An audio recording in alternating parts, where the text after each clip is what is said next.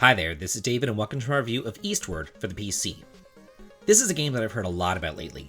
Most indie RPGs are completely off my radar unless they receive a lot of hype, word of mouth, awards, or accolades, and that's pretty much how I came about hearing of Eastward. All of the word of mouth in the comments, here, and on Facebook.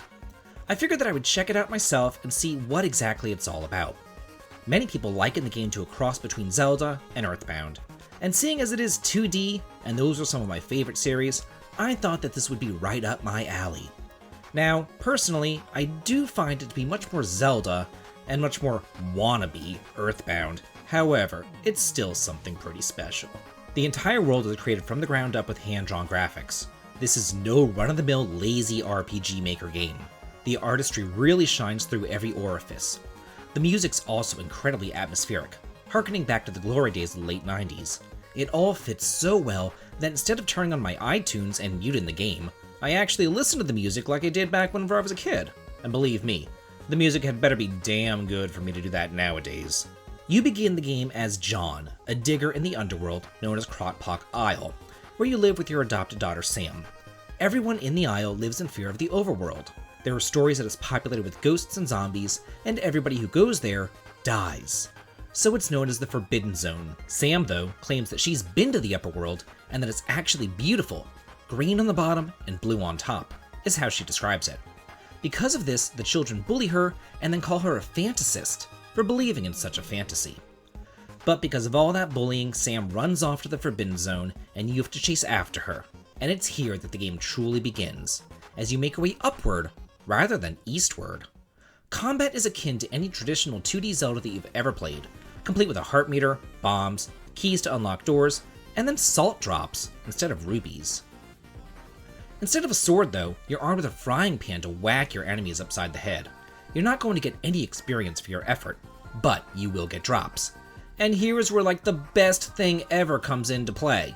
You don't have to chase down the power-ups and collect them, they automatically gravitate towards you. One of my big pet peeves whenever I'm playing an action RPG is whenever I have to stop my rhythm of combat and then run around in circles over a corpse and then grab whatever garbage that they dropped. It's such a nice feature and I don't know why it's not more common. It's little quality of life improvements like these that make the game a cut above the rest. One of your first purchases is going to be a treasure tracker, which is signified by a little Wi-Fi meter in the upper right hand corner of the screen. And as you get close to a treasure, it's going to glow red and also beep. That way you don't have to examine every little tiny thing. It's perfect.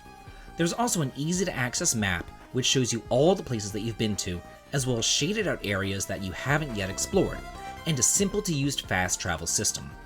All of the plot points are signified it also, so there's no getting lost, and there's a quest tracker which tells you what has happened in the story and what you need to do in order to progress.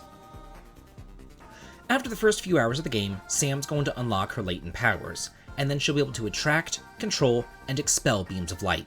She can use this power to paralyze monsters, as well as light up darkened caverns and cause mushrooms to glow. Later, you can switch control between John and Sam as the situation allows. It's a really neat gameplay mechanic insofar as that she has the ranged attacks, but you can't actually kill the monsters, whereas John is short-ranged, but he can kill them. Unfortunately though, there is no AI to speak of, so the two of them can't fight in tandem. One fights, the other one just kinda sits there. The combat might feel simple at first, but the true challenge lies in the devious puzzles. They're all over the place, and it's not just the same old. You'll be turning on electric generators, plugging in cords to activate doors, bombing pillars to create bridges, blowing up weakened walls, getting sucked and blown by fans, and whacking rafts all over the place, among other things. The boss fights, though, are devious. You can't just go on in there and whack them with a frying pan. Each boss is an intricate puzzle that you need to solve, and believe me, you will die until you figure out the pattern and the weaknesses, and then learn to destroy them. This isn't really a headache though, because the game utilizes an auto-save feature where it saves after every single time that you enter a room. That means that there is no backtracking really to speak of. Eventually, over the course of the game, you're going to get banished to the Forbidden Zone, or the Upper World. And here, it gets pretty clever, because as a student of history, I can really appreciate that the train to the Upper World is named Sharon, after the ferryman of the River Styx. The inhabitants of the Underworld think that it's a man-eating dragon, but once you get on board, you discover that it's literally just an automated subway train. and it's here that you begin to realize that something must have happened to the planet. Something apocalyptic, which caused humanity to flee underground, though there are some survivors in the upper world.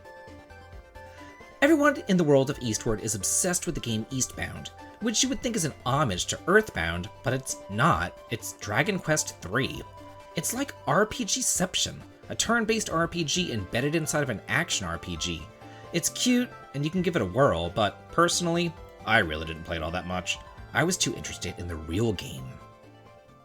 So, there has to be something negative for me to say about this game, right? Well, some of y'all might see this as positive, but to me, it's a huge turnoff, and that's incessantly talking about nothing. This sin has really infiltrated JRPGs over the past 20 years, and it doesn't show any signs of stopping. Even though the game was built as a cross between EarthBound and Zelda, it's not. Think about those two games. Now, think about how often the main characters talk. I'll give you a hint. Never. They never once utter a word, and when other people talk, it's short, sweet, and to the point. Their charm lies in what the NPCs have to say, as well as the fantastical and zany worlds. The charm does not lie in discussing what you're going to have for dinner, your stupid performance art, going on and on and on about some game, or whining about how you can't dig up enough treasures. When I turn on a game, I want to play the game. I don't want to have to sit through an hour of wandering back and forth to talking to random A, B, and C until I can finally play for a bit. Let the gameplay speak for itself, especially with an action RPG. I came for the action. That's what I want, not the blabbing. Well, that's it for my review of Eastward. Have you played the game, and what do you think of it? Let me know in the comments, and if you like this video and wanted to hear it on the channel, please consider supporting me on Patreon, heading on over to Twitch for some streaming fun, or joining the Discord to chat and hang out. The links to them can be found in the video description. This has been David. If you like this, please like, comment, and subscribe, and have a good day.